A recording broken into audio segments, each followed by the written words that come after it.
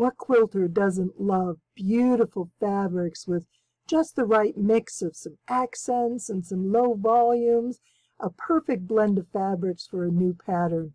Oh, and what if that pattern's free? A free download that you can get right just now this minute. Even better. And then let's top it off with being an easy, super simple 9-patch block. This is a wonderful quilt. It's gorgeous, it comes out beautiful, and it's so easy, and it's free. I'm Lea Louise from Inspired Quilting by Lea Louise, and I want to share this pattern with you. It's a fun one that I've done a few times, and I really enjoy it, and it comes out great, and I wanted to show you how to put this together.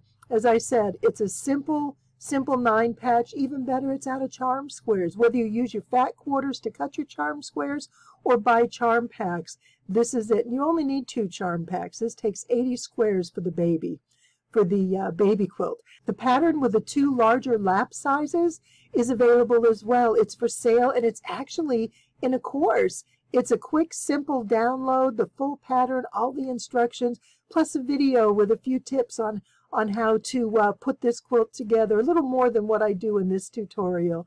So if you're interested, check it out because the price is really good right now. Beyond that, I do want to share this free pattern and show you how to put this quilt together, and I think you're going to have a really fun time with this. So let's get started. Before we get started, I just want to show you this quilt that we're going to be talking about today. It just came out wonderful. It's such a pretty quilt with great batiks.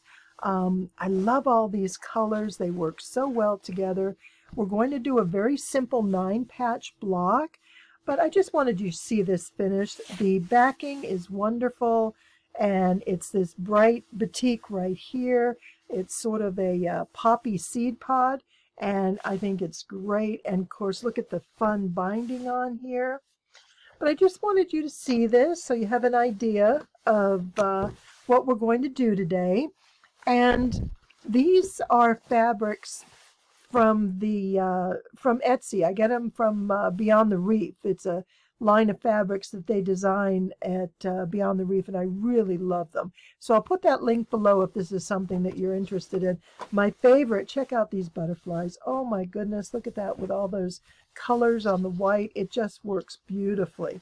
And it's terrific. Now, there is a free pattern for this baby quilt size, and that's a download right below. But there's also a pattern for sale that has 3 sizes.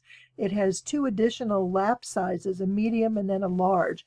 So if you really like this pattern and you want to get another couple sizes to choose from, then definitely I'll have that link below as well. So let's go ahead and get started and make a quilt. Check out these beautiful fabrics. These are batiks from Beyond the Reef, and I bought 18 different fat quarters, and I've made 1 quilt already, and now I'm doing the second variation of the same pattern. We're going to be working with a 9-patch block. This is a 9-patch, and you can see how it's laid out. So what I've done is I've laid out my charm squares. This quilt is going to require 2 charm packs for a total of, you're actually only going to use 81 of your charms, but it'll give you 84, which is nice because you have a couple to fuss with. So I group them into 5 focals, which is 1, 2, 3, 4, and 5, the 5th one being the contrast, because if you just go predominantly one color, it gets a little boring, but add an extra contrast in there and it really steps it up. With this 9-patch block, you see that I've gone ahead and chain stitch. Once I get these 2 done, the block is going to be ready. Now, one of the things I like to do on my patterns is create a design page. So the quilt pattern is the quilt pattern, gives you the information. It's a color picture, but it's also nice to have it in grayscale because then you can go in and look at how you want to do your color placements. I know my centers are going to be blue. There'll also be some navy, but just for purpose of general design, I use that and I highlight those centers. So the way this block is going to go, if you see this, it's right here, that little square right there. See that with the yellow center? And then we're going to turn it into quadrants. So we're going to make one really large square out of this. and that's how you're going to get the center design. The other quilt that I made in the lap size was more like this, where everything is sort of topsy-turvy, which is fun and it came out nice. But my favorite part about this particular block, the 9-patch, is that it's asymmetrical. It's not like we have a dark cornerstone in the middle. We have the dark, then we have the light, and we have a contrast. And so as I turn that block, it's going to add a lot of interest to the quilt. And that's really important. The other thing I want to show you, you end up with 2 strips, one that's about 3.5 and one that's about 2.5. And those you set aside for another project, or if, like me, you like a particular color and there weren't quite enough in here, you say, you know, I'm going to grab some of these pieces and sew them together. So check this out. So I took this one and this one together, and I kind of thought, well, how am I going to do this? Because when you're matching plaids, if you've ever sewn clothing, matching plaids isn't an easy thing to do. But if, as you're lining it up, you can find some stripes along the way, especially predominant ones. See how this single stripe and these 3 work together? And then add some colors that blend across the seam. This has some blue across. This has some of that dark purpley blue. And if you put these together in the quilt, I know you can see that line now, but when you sew it, you won't be able to. And I'm going to surprise you and tell you this is the same.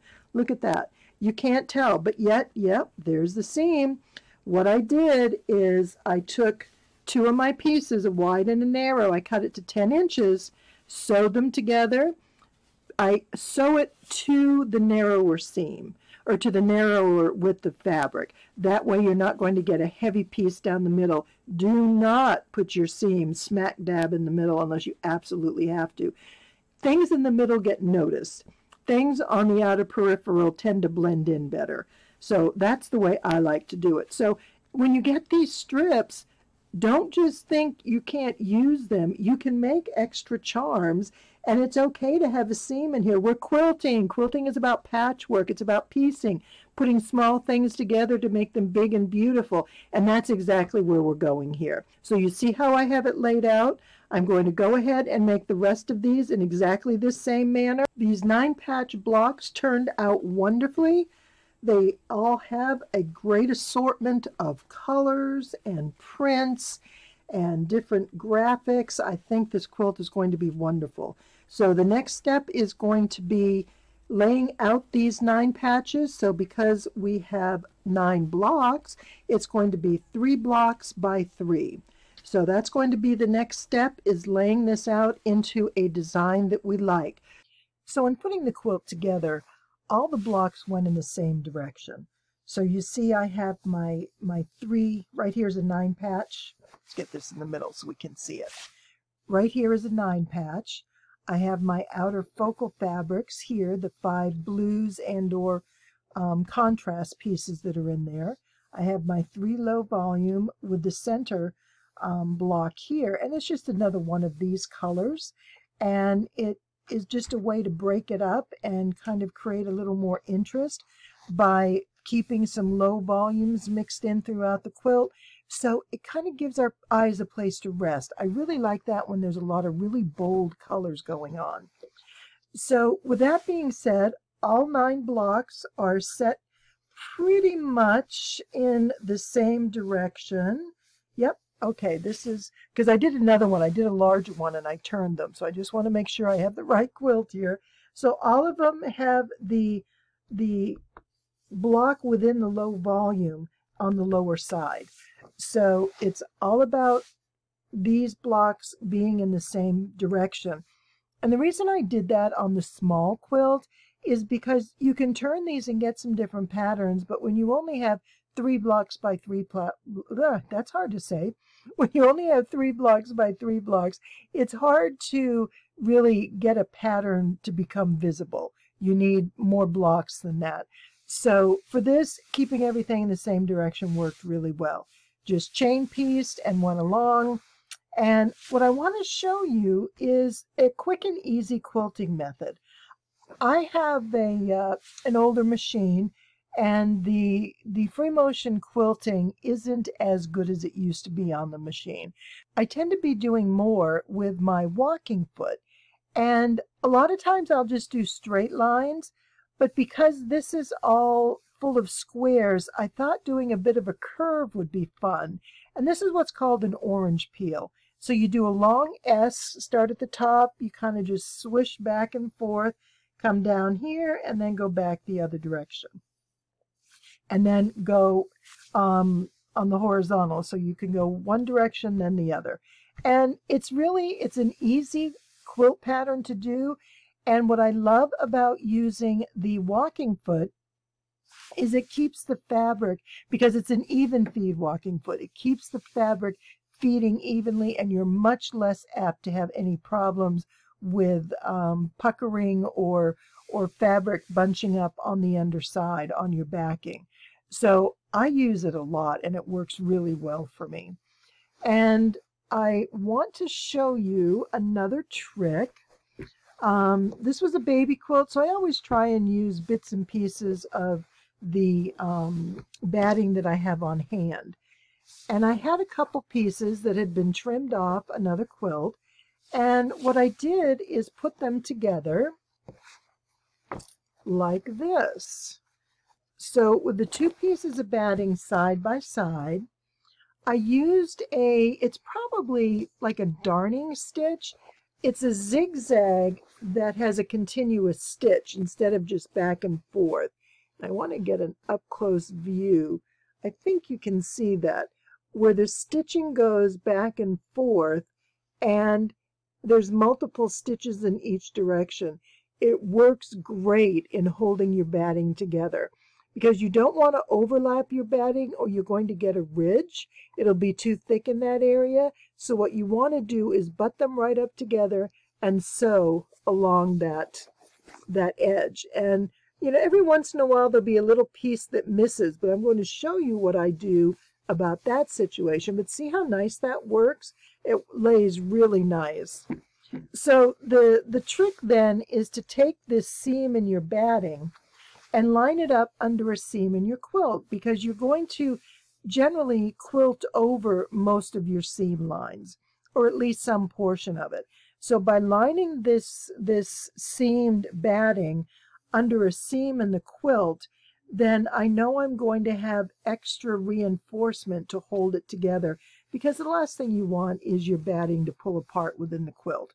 So this is a great method for using your batting in your quilt, and using the pieces and putting them together. Now, you know, there's a limit. You don't want to use lots of tiny pieces and try and mismatch it all together, because that's going to be more of an aggravation. There's more of a chance that it's going to potentially, you know, bundle up and just bog everything down. So there's just a quick little intro. We don't usually talk a lot about the machine quilting, and primarily that's because I am in the market for a new machine.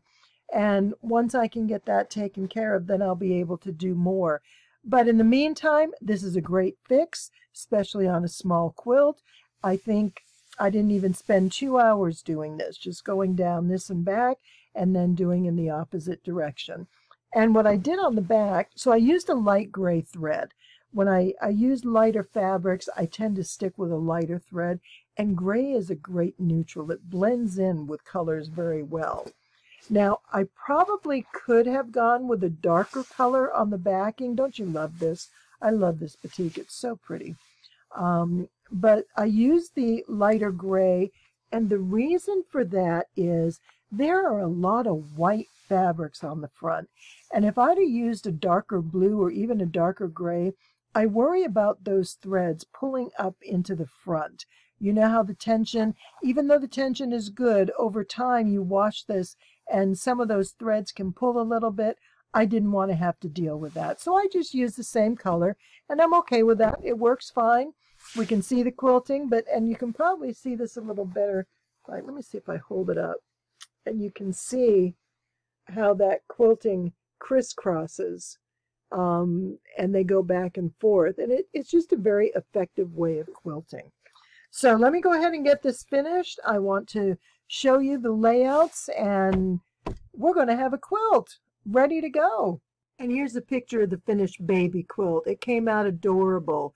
It measures about 40 inches square, and again, there are 9 by 9 charm squares, which is 81 squares total.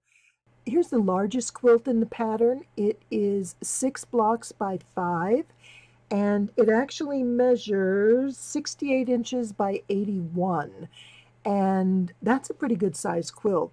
And you'll see where the 9 patch is. See this right here with our white low volume and our accent block. So this has pretty much the same colors as the baby quilt. There's a couple other little extras I added in just to fill in where I needed some more blocks. And you'll also notice that these are not all going the same direction. This is one of the alternate layouts, and it's kind of fun because they turn every which way. Sometimes we get groups of these darker blocks that work together. I really like that. And over here we ended up with a group of the low volume because these accent colors are more creamy than blue, but I really like that. It just creates a totally different look throughout the quilt, and these brighter yellow chartreuse colors work well. I really like how this quilt came out. And this pattern comes in 3 different sizes. So take a look and see what you think. I hope you like this quilt and have enjoyed this tutorial today, and I look forward to seeing you again in the future. Thanks so much for following along. I sure appreciate it.